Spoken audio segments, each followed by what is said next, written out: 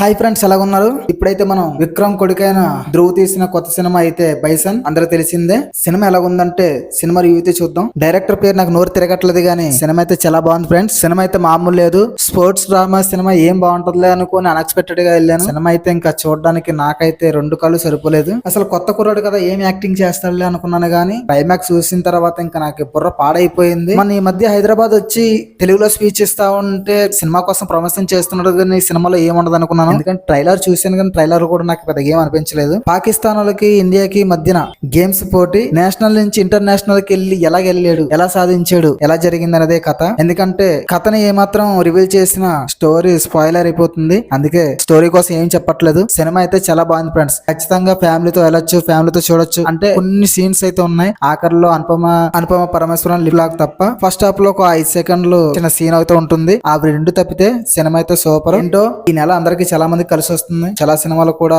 ఈ నెలలోనే ఎక్కువగా హిట్ కొట్టాయి. ఖచ్చితంగా మూవీకి అయితే చూడండి ఫ్రెండ్స్. విక్రమ్ కొడుకు ధ్రువ్ అయితే చాలా బాగా నటించాడు. అసలు ఈ రేంజ్ లో అసలు నేను ఎక్స్పెక్ట్ చేయలేదు ఇంత బాగా నటిస్తాడని చెప్పి. రివ్యూ నచ్చితే ఒక లైక్ చేయండి ఫ్రెండ్స్. నేనైతే చూస్తున్నారు కానీ ఎవరు కూడా సబ్స్క్రైబ్ చేసుకోవట్లేదు. మీకోసం కష్టపడి రివ్యూస్ చేస్తున్నాను, కనీసం లైక్ చేయట్లేదు, సబ్స్క్రైబ్ కూడా చేసుకోవట్లేదు. చూసి అలా వదిలేస్తున్నారు వీడియోని. మళ్ళీ మంచి వీడియోతో మళ్ళీ మీ ముందు ఉంటాను.